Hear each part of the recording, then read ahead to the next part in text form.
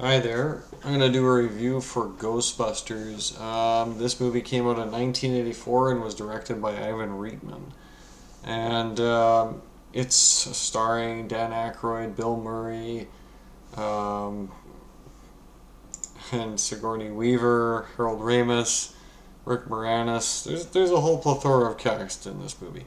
More or less a buddy movie, paranormal investigator movie, kind of. It's meant to be a pure comedy though, a little touch bit of actually there's not really a touch of anything else. It's pure comedy movie. That was the entire intent. Bill Murray stars as Peter Venkman, Dan Aykroyd as Raymond Stantz, Sigourney as Dana Barrett, Harold as Egon Spengler, and yeah, it starts out well enough. Eventually, Ernie Hudson comes in as Winston Zeddemore. The movie more or less is about originally starts out as three sort of almost con artists coming out of the university sector. They're more or less they've been running a bit of a minor scam where they're trying to extract cash from the structure in order to fund their little paranormal investigation stuff. It's rather amusing. More or less, the whole joke is that there, I can't think of the word for it. It's a better word exists for how they're operating, but more or less the university says, okay, enough of this stuff. You guys got to get real careers and real jobs.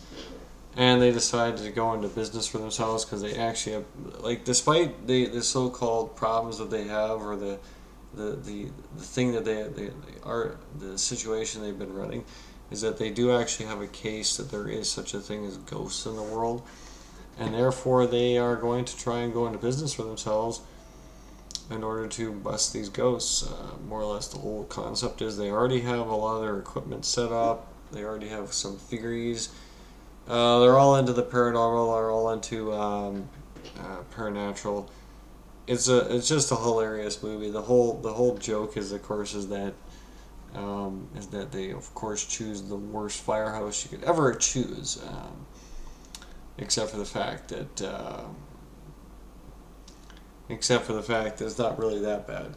Nonetheless, it's all good. I think that is the best way to put it. Is that it's all about how these guys go into business to do a ghost entrapment job, and more or less the whole gist is that it goes well at first. It's doing well enough. They do eventually find out that there's been there's increased activity going on in the city as over time, and they're finally realizing that there must be some reason for this activity increasing. The other thing that goes on is that they enlist the resources of Dana Barrett, because Dana Barrett has been experiencing something in her apartment building. She's experiencing demon dogs, more or less, that are trying to do something. Apparently, they invaded her refrigerator, and invading your refrigerator in this time of year is not a very good thing. More or less, Peter goes over to her place to check it out. Of course, there's really nothing there, but I mean, the whole thing is that's how it started. Was that more or less they're gradually discovering that Dana's where the action is. Her next door neighbor is Louis Tolley, played by Rick Moranis, and oh yeah, the Ghostbusters eventually, because of increased activity, they have to hire a secretary named Janine. Janine's infamous. Um, this first movie is kind of ironic too, because if you watched the later Real Ghostbusters TV show, that is loosely inspired by this. Like, there's a lot of the same characterizations, but more or less it takes more of its hooks and crannies from the fact that it's got to be. It's it's sort of like the movie, but it's a little bit more able to do a little bit more with its show because, of course, it's cartoons and they can get away with a lot more stuff. But nonetheless, in this movie, they are finding out that there's increased ghost activity, and that Dana Barrett's apartment is an opening. It's a specially built building that's an opening to another universe. It's a conduit of sorts. Doesn't really matter what it is. All it matters is that they have to figure out what to do about this, because eventually Dana Barrett gets kidnapped, Louis Tully gets kidnapped. They both form as demon dogs. It's all good. It's the best. It's rather ironic scenes where Peter goes into her apartment when after this has happened and witnesses all the, because apparently when ghosts do their thing in your apartments, they leave a slime trail behind, and it's rather amusing him going into her apartment, and he realizes just how much slime is all over the place. He's like, that's probably not a good thing. And indeed, yeah, she's possessed, more so than normal. Of course, the whole joke is that they gotta figure out what to do about this. Supposedly, they're trying to bring in a cross-dimensional rift of a character named Zul, who's like an ancient, worshipped as an ancient god. But more or less, it's a pretty good movie. There is a pretty good opening to it too. At the start, there's an incident involving a librarian in which he witnesses paranormal activity, and this is normally this is not the normal paranormal activity. This is a different kind of paranormal activity. Of course, everything is true about what they're doing. It's just the fact that they haven't been able to find any actual reality to it. They haven't been able to make anything about it, so they can't really define it based on what they're doing. They have to define it based on the fact that they're going out and catching these ghosts. Ironically enough, the first ghost they really catch is infamous now as being Slimer. In the movie, he's not quite the same as he is in the cartoon. The cartoon, he turned him into a friendly ghost. He's one of their buds. In the movie, not so much. It's just a random ghost. It's a joke ghost, I guess, about one of the comedian's former pals that passed away a few years earlier. More or less, they got these ghosts. They're entrapping them, and I mean also that the ectotainment unit that they're using is also kind of running into a space capacity problem, because of course it's using specific things to entrap the ghosts, and of course it enlists the concerns of the Environmental Protection Agency. And one of their buds comes down and checks it out. He says, this is a violation. And of course, he gets a power grid operator guy to shut it off.